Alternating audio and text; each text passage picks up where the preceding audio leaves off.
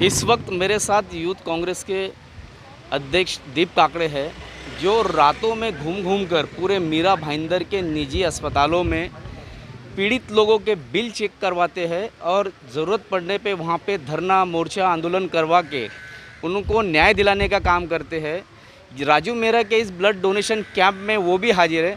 आइए जानते हैं जो बिल निजी अस्पतालों से कम करवा रहे हैं उसके पीछे का मकसद क्या है, लोगों को कितना फ़ायदा हुआ अब तक का, कितने लोगों को इसका बेनिफिट मिला है। शुक्रिया ये सवाल के लिए।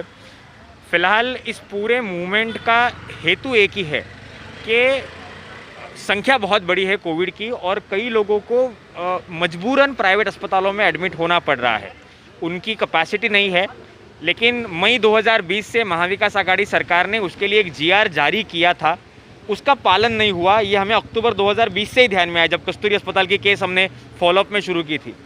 इस बार की वेव में हमने सोचा कि रिफंड जब शुरू करेंगे तब शुरू करेंगे, लेकिन अब भी जब पेशेंट बेड पे है, उसकी फैमिली डिस्ट्रेस में है, कर्जे लेकर ज्वेलरी निकाल कर घर बेचकर अगर वो लाखों का बिल भर रहे हैं, हम कोशिश करते हैं, पहल करते हैं।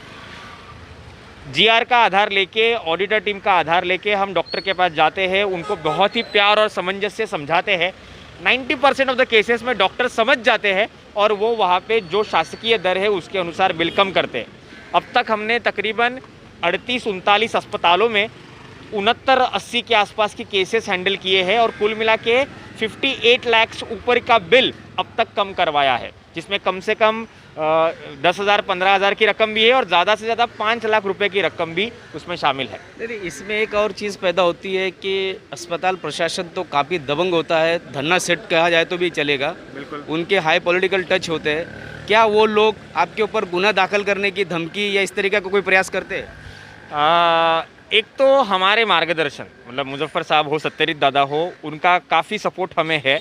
लेकिन एक चीज़ गौर करने लायक है, हम यहाँ पे कानूनन चीज़ के अलावा कुछ करते नहीं है।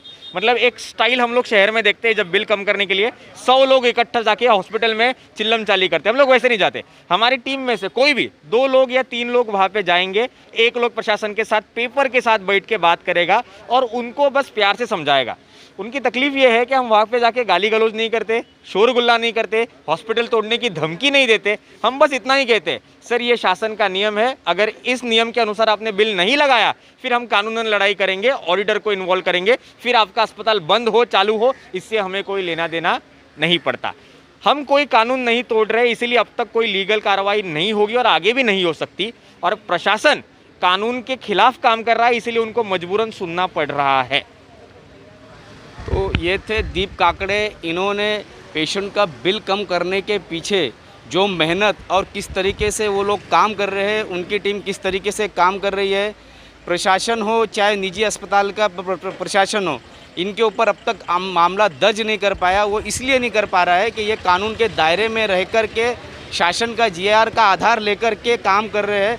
उन्होंने दावा किया कि भविष्य में भी इस तरीके का अपराध दर्ज नहीं कर पाएंगे, क्योंकि हम संयम से इस तरीके का आंदोलन करके आम जनता को न्याय दिलाने का काम रास्ते में रात में निकल के कर रहे हैं। आप देख रहे हैं मेरे साथ सिटी न्यूज़ मुंबई की खास रिपोर्ट।